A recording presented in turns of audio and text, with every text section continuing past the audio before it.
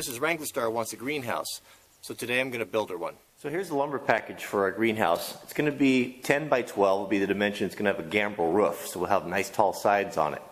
So where I'm going to start is on the back wall, and we'll be using pressure treat on the bottom plates, and we'll build this in 4 sections and then put it together, and then we'll make the roof trusses. So we're starting with the back wall. We've got the bottom plate and the top plate. When doing your layout, you want to lay these things out together. We'll lay out for the studs. So these will be on 24-inch centers. So what I do is I pull across both boards, mark it where the side of the stud is going to be, and then put an X on the which way the stud goes. So once I do my layout, I'll put a mark here. And the X means that the edge of the stud goes here and on the other side of it.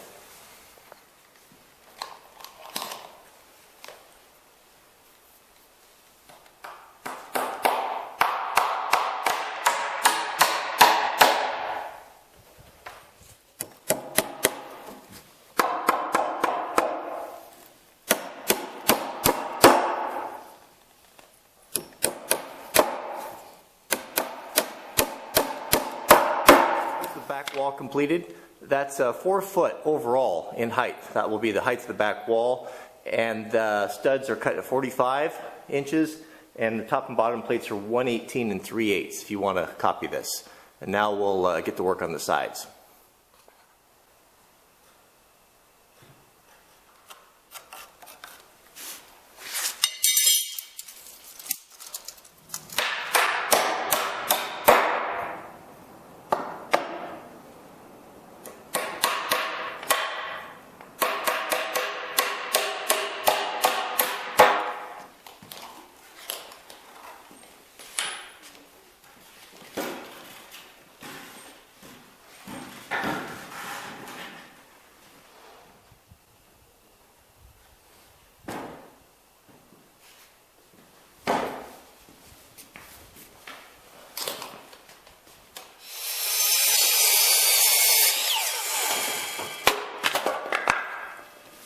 Uh, 12 foot end to end, 45-inch studs just like the other side, 48 inches overall, 2 of those.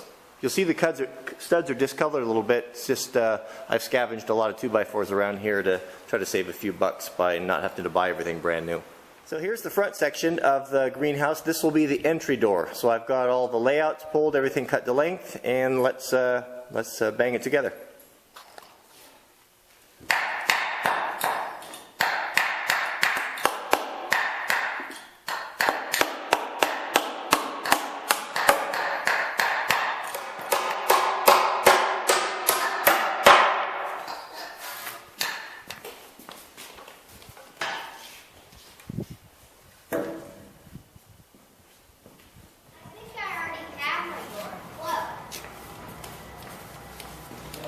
Careful that it's just being held by one little toenail.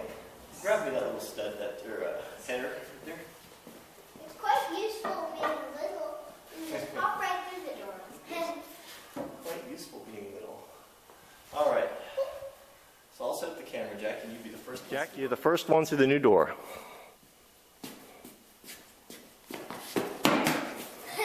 So you can see here I've got the back wall laid down, and I'm laying out it's going to be a gambrel style roof. I like this style of roof because it gives you lots of headroom there on the sides. So these 4 pieces you see there, 1, 2, 3, 4, are 48 inches long, and they're cut with a 22.5 degree angle at the ends, opposing. And let's go ahead and fill in this intersection. Starting to get a little tricky now, but this is it'll be worth it. This will look nice. This is what you're going to see when you walk in. So just finish the center section. It's a 22.5 dog ear on that. Comes to the point, and then we'll put our 2 cross pieces there, and it'll look like kind of like a sunrise when you walk in.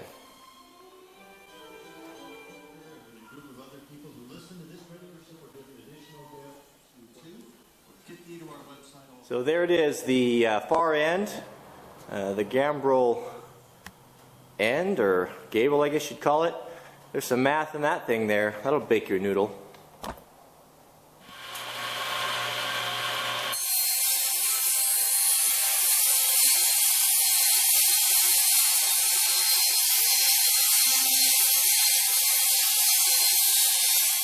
So the last thing we're going to do here is install the gussets.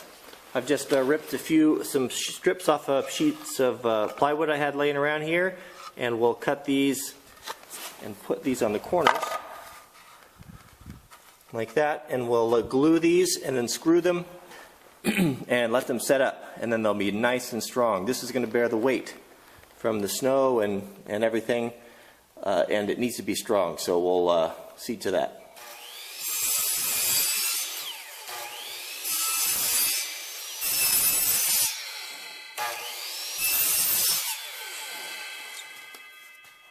Alright, now we're ready to do our gable end, do our gussets.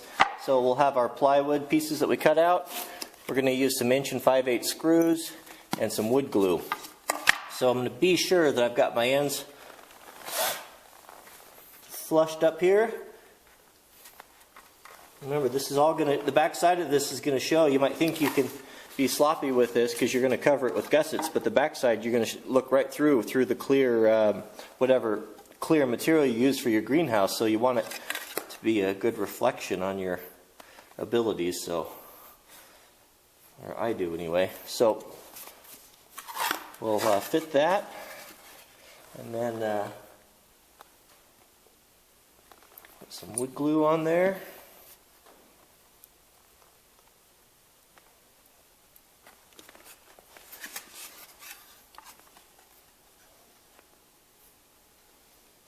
I'm thinking probably about 3 screws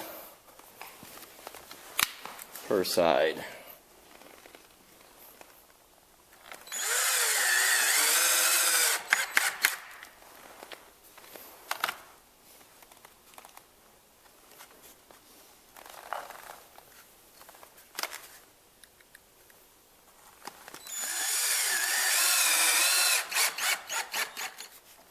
Yeah, good enough. So here I've got the gable end finished up, and everything fit really good together. I did have a little problems. This is where everything came together, and I didn't have a clamp long enough to bring that down in to make everything square. So one trick you can do if you don't have a long clamp is you can just screw a section of 2x4 on there and then use that to clamp against it.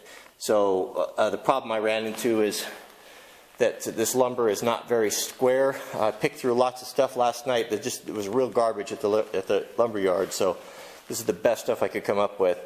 But that's all right. I rechecked my math. My math was good, and it was just a matter of crooked lumber, so I squeezed that down in there. It was about 1 inch out, and should bring it all into compliance. So that's it. That's the most complex piece, and now I'll get to work on the middle rafters.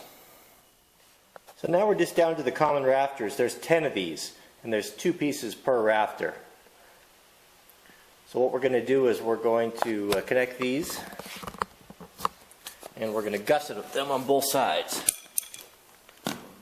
One of these is 48 inches long, and the other is 47 1/4. That's to allow for the thickness of the ridge pole. So make sure you mark those.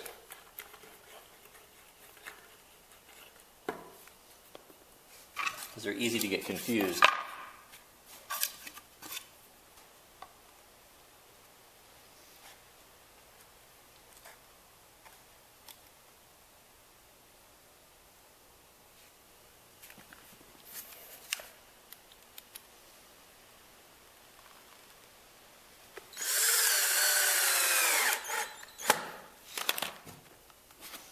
All right, carefully flip this over.